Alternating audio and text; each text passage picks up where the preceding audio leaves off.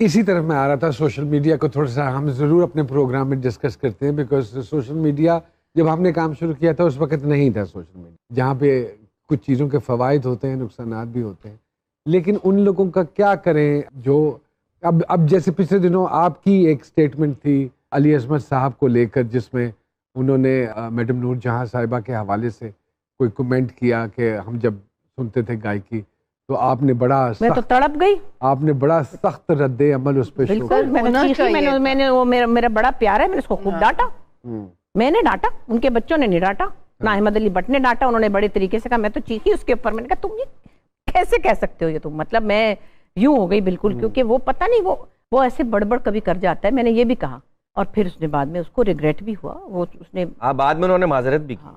तो किसी की रिस्पेक्ट में कभी भी कमी नहीं आनी चाहिए, कभी भी नहीं आनी चाहिए। तो बुशरा आपा, मेरी इस हवाले से भी आपसे बात हुई कि आजकल के बच्चे तनकीद नहीं बर्दाश्त करते, तो आप खुदा का वास्ता है थोड़ा सा परहेज किया करें, तनकीद ना किया करें। तो थोड़ी सी तनकीद आपने किसी टिकटॉकर के ऊपर की? वो पता क्या हुआ था एक्चुअली, मैं तो बेचारी को जानती भी नहीं थी, बाद में पता चला वो तो बड़ी प्यारी सी बच्ची है, कोई बड़ी मशहूर है, अल्लाह जाने, मुझे तो पता ही नहीं। अब अगर माइनॉरिटीज के साथ आप करेंगे ऐसे तो हम कुछ बुरा लगता है ना फिर। उसने भी, और मुझे ये भी नहीं पता था कि उसने माजरत कर ली है, मैं कौन सी रोज हर वक्त बैठी उसके ऊपर। आपका दिल चाहता है कि टिकटॉक बनाने? नहीं, तौबा करें। उस पर मुझे बुरा लगा क्योंकि माइनॉरिटीज हमारे मुल्क का एक बहुत अहम हिस्सा है। अब आप समझती हैं ये सोशल मीडिया के आने के बाद सोशल फाइबर बड़े बुरे तरीके से अफेक्ट हुआ है, बड़े छोटे की तमीज बड़े बुरे तरीके से? वो तो खत्म है, खत्म हो गई, अफेक्ट नहीं हुई, खत्म है। मैं कहती हूँ ये वेस्ट में भी बहुत है, लोगों को, आपको पता है बाकायदा लोग डिप्रेशन में चले गए हैं। मैं समझती हूँ सबसे ज्यादा बड़ी बात यह है कि आप मेरे से अगर पूछेंगे एक दिन की बादशाही में क्या करना है, मैं ये अपने मुल्क से तो कम से कम ये सोशल मीडिया इसलिए खत्म करूं जिस अंडर डेवलप्ड कंट्री को अभी बहुत काम करना है, बहुत पढ़ना है। ये बच्चे तो पढ़ ही नहीं रहे, पढ़े बगैर ही सुने पैसे कमाते रहते हैं, हंसी आती है कि पहले होता था कि बड़े होकर डॉक्टर बनूंगा, आप टिकटॉकर बनूंगा, 3 चीजों से मतलब है जनरेशन को, मोबाइल, चार्जर और हैंड फ्री। अरे तो आपका एक सवाल है, मैं ये पूछना चाह रहा था, आपको लगता है कि कुछ लोग इसलिए भी ज्यादा पढ़ लेते हैं ताकि वो दूसरों का जीना हराम कर सकें?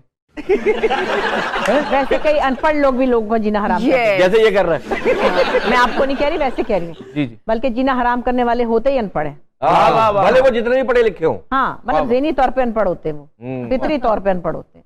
अगर उनको पता चल जाए कि इंसानियत से कैसे डील करना, वो किसी को तंग नहीं करेगा। आपका फोकस, आपका फ्यूचर, आपका करियर, आपकी पढ़ाई होनी चाहिए, फिर ये चीजें बाद में आती हैं। ये मैं कहती हूँ, मुझे कई दफा लोगों ने बुलाया, आप जैसे कहती हैं लेक्चर के लिए बुलाया कहीं, तो मैंने कहा मेरा ख्याल है जो विदाउट एनी इंटेंशन और प्लानिंग, और मैं नहीं समझती कि बड़ी मैं समझदार थी, मेरा फोकस बहुत अच्छा था, मेरी प्रायोरिटीज का मुझे बहुत पता था कि मेरी बच्चियों का स्कूल, घर बाहर, खाना पकाना, ये वो उनकी ड्यूटी, उसके बाद मेरे पास जो टाइम बचता था, मैंने 25% काम किया है, मैंने 75% अपने बच्चों को और अपने घर को टाइम दिया। माशाल्लाह। तो जी सरकार, बुशरा आपा गवांडने आपका और आसमा आपा का बड़ा पॉपुलर हुआ और इंडिया से इतनी पसंदीदाई मिली, यहाँ तक के ये भी मैसेज आए कि आप चुन्नियां बटा लें वहाँ पे बॉर्डर पे, लेकिन ये प्लान जिस दिन बना उससे कुछ दिन, 1-2 दिन पहले फिर टेंशन होगी बॉर्डर पे, उन्होंने कहा वो चुन्नियां वहां रख दें गेट के ऊपर और आप चले जाएं।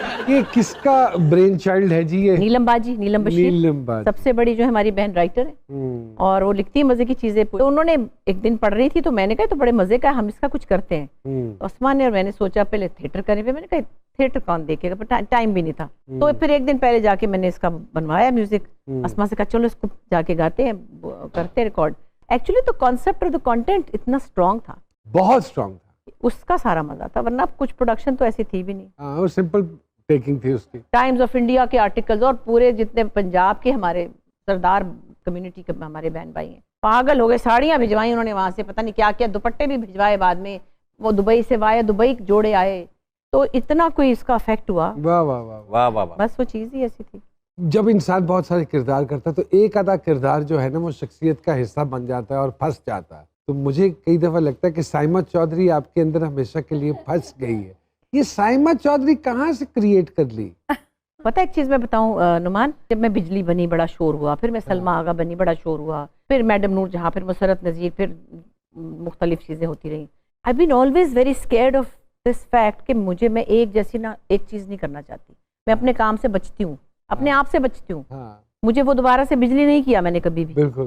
ओके। तो मेरे अंदर ये शायद खुद से ही मैंने डिसाइड कर ली। इसीलिए जब लूज टॉक हो रहा था, मोइन अल्लाह जन्नत नसीब करे वो और अनवर साहब और मैं हम कर रहे थे, मैंने देखा 16-17 मैंने किए, मुझे लगा मैं अब रिपीट करने वाली हूँ अपने आप को। मैंने कहा I don't want to repeat myself. मैं दौड़ गई वहां से और जाके मैंने ब्रंच विद बुशरा शुरू कर दिया, अपना टॉक शो। बिल्कुल ऐसे। और फिर उसके बाद फिर मैं 2.5 साल में ड्रामा ही नहीं किया। मैंने कहा भाई मैं अभी कुछ नहीं करी। फिर एकदम से ये आया, नदीम ने कहा कि एक 18 दिन का काम है और पता नहीं छोटा सा एक प्ले है, सीरियल है। मैंने कहा अच्छा है, मैंने 2.5 साल से ड्रामा नहीं किया, अच्छा देखती हूँ। वो किया तो मजे का बन गया। अब लिखा तो मोहम्मद अहमद ने था, पहला उन्होंने लिखा था। अहमद का बल्कि फोन आया कि हाय बुशरा, मैं तो ऐसा पंजाबी लिख भी नहीं सकता था। वो फिर हमने देखी भी तो है, या कैरेक्टर्स देखे भी तो है। जितनी ऑब्जर्वेशन आपकी है, बस मेरा मतलब है कि अल्लाह अकबर। तो वो फिर ऐसा बन गया कि वो उस ड्रामे का मजा ही आ गया बस सबको। अभी तक 10 साल हो गए। अब भी आप जाती हैं मुख्तलिफ जगहों पे तो फरमाइश बहुत, है? हर वक्त हर जगह। बस सहमा चौधरी रहनी हर चाहिए। वक्त। जी सामिया जी, आए जरा आपकी तरफ। आपने जो इंट्रो दिया बुशरा जी का, आपने वो सब कुछ कह दिया जो मैंने कहना। फिर मैं बदल दियांगा तो मेरे ख्याल है दोबारा शूट कर ले। One and only, one and only. वो नहीं, वन एंड ओनली की बात नहीं है कि मतलब मैंने इतनी परफेक्शन कम देखी है लोगों में। माशाल्लाह माशाल्लाह। वो जो यहाँ नजर भी आता है कि आप मुझे लगता है तारिक अजीज साहब ने वो इन्हीं के लिए जुमला बोला, मेरा पैगाम मोहब्बत है जहाँ तक पहुंचे। मोहब्बत का बड़ा शौक, क्योंकि फुल ऑफ ममता कैरेक्टर है, फुल ऑफ ममता। ऐसी है। मैं वो थोड़ी देर के लिए मिलने गया पिछले दिनों, अरबी गोश्त बढ़िया सी, नहीं नहीं लिया रोटी खा, मैं तो खा ली, तू खा के जा। ऐसा माएं करती है ना। ये तो है। मैं मजा नहीं करके देखा। मैं कहा हाँ मैं अब कब बनेगा? जब भी आप आएंगे तब बनाएंगे बिल्कुल जी। फैमिली सिस्टम में भी इतनी डीप रूट्स हैं, कोई इनका साथ पुराने खानदान से भी उठ के आके क्लेम कर देगा कि मैं आपका वो रिश्तेदार हूँ, तो ये खड़ी हो जाएंगी उसके साथ भी जो है।